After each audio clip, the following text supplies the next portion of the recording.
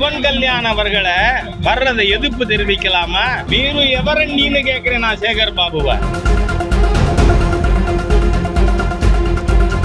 துரோகிகள், முருகனின் எதிரிகள். அதனால சொல்றேன் நான் சேகர் பாபுவுக்கு,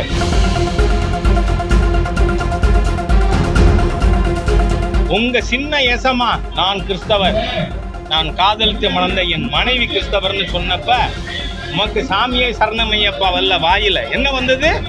அல்லேலூயா.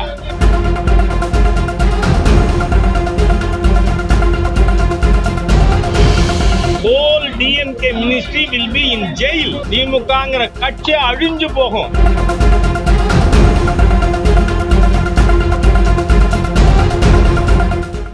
அரசியல்ல கூட தீய சக்தி இருந்தால், ஹிந்து விரோத சக்தி இருந்தால் அதை அழிக்க வேண்டியது தர்மத்தை மதிக்கின்ற ஒரு குடிமகனுக்கும் பணி.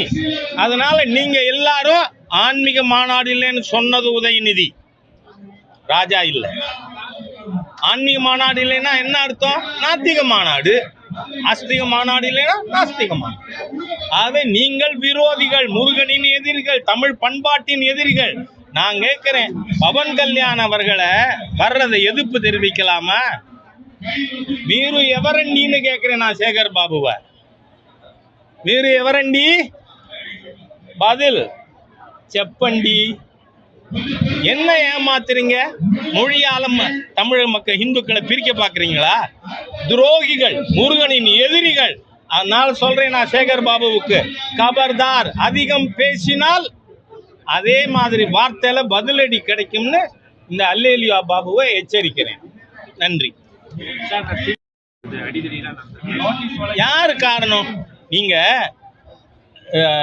அறநிலைத்துறை என்கின்ற ஹிந்து அறம் அழிக்கின்ற ஹிந்து கோவில்களை கொள்ளையடித்து கொண்டிருக்கின்ற, ஏன்னா திருவண்ணாமலையில போனா, திருச்செந்தூர்ல போனா அபிஷேக கட்டணம் 2500 ரூபாய் இந்த அல்லேலூயா பாபு கூட்டத்துக்கு.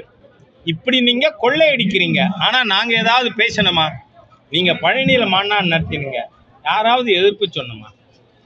உங்களுக்கே எரியுது இப்ப இந்த கூட்டத்தினால, புரியுதா இப்ப? அதனால இதை கான்ட்ரவர்ஷியல் ஆக்கி இருக்கிறது திராவிடியன் ஸ்டாக் தீய சக்திகள், ஹிந்து விரோதிகள்.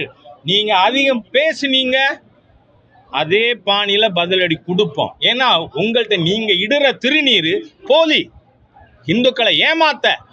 அதனால சொல்றேன். ஏன்னா உங்க சின்ன எசமா நான் கிறிஸ்தவர், நான் காதலித்து மணந்த என் மனைவி கிறிஸ்தவர்னு சொன்னப்ப உமக்கு சாமியை சரணமையப்பா வல்ல வாயில என்ன வந்தது? அல்லேலூயா. நீ எல்லாம் கிரிப்டோ இந்து மதத்தின் எதிரிகள். அதனால ஜாஸ்தி பேச வேண்டாம். இப்ப நீதிமன்றம் தெளிவா சொல்லி இருக்கு, நீங்க இந்த அனுமதிங்கிற பேர்ல இந்துக்கள் வர்றத தடை செய்யக்கூடாதுன்னு.